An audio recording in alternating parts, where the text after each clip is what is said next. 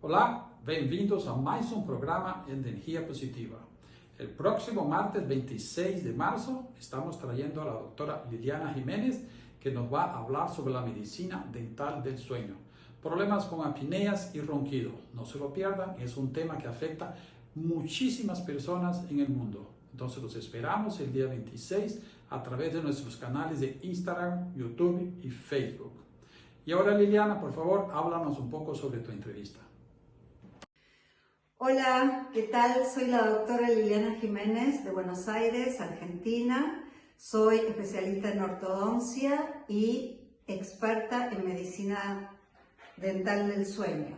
Le agradezco muchísimo al doctor Menéndez esta invitación a su programa, a esta conferencia, a esta entrevista, donde hablaremos sobre medicina dental del sueño, sobre el tratamiento de ronquidos y apneas de sueño con dispositivos de avance mandibular que realizamos los odontólogos.